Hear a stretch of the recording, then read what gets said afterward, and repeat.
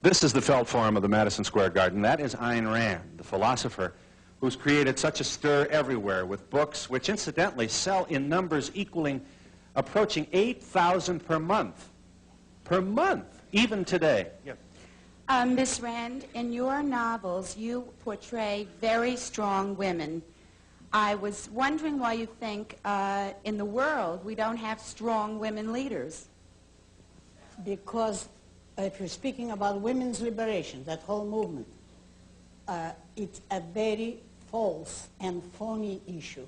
Women are human beings, so they need leaders just like men in certain professions. If in their own profession they don't need leaders, but let's say in politics, they need leaders who are men or women as the leaders have earned. There is no such thing as specifically a leader of women, but just as it would be ridiculous to say you have leaders of only men. Well, but the point is that women feel, because of the cultural inhibitors that have been placed on women, some sort of woman leadership is needed to compensate and to break those barriers and to make good all the grievances of the past. You can do it only by education. If women feel that there is prejudice against them, yes, you do it by spreading the right idea that women intellectually are not the inferior of men. Of course not. But physically, they certainly that's are. That's what feminists are doing. They're standing up and educating. No, they're asking for government power and government handouts.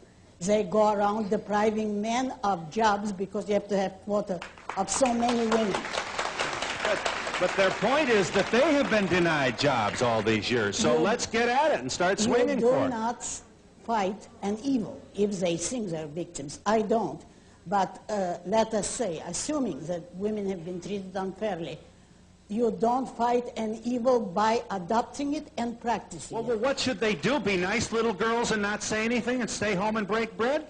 No. Well, what should they do? Go into any career of their choice except longshoremen or professional football player, as they're trying today, and fight for their career as every man has to fight. Would you fight for anything? How did I get here?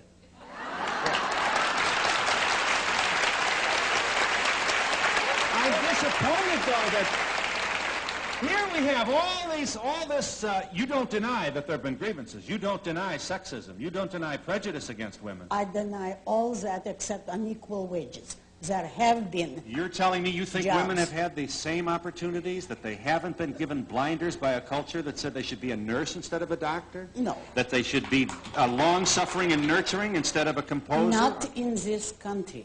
If you're talking about Europe, it might be different.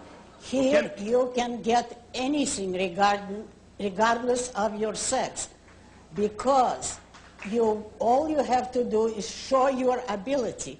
And if someone is prejudiced and doesn't hire you, the intelligent employer will. Over here. I want to change the topic.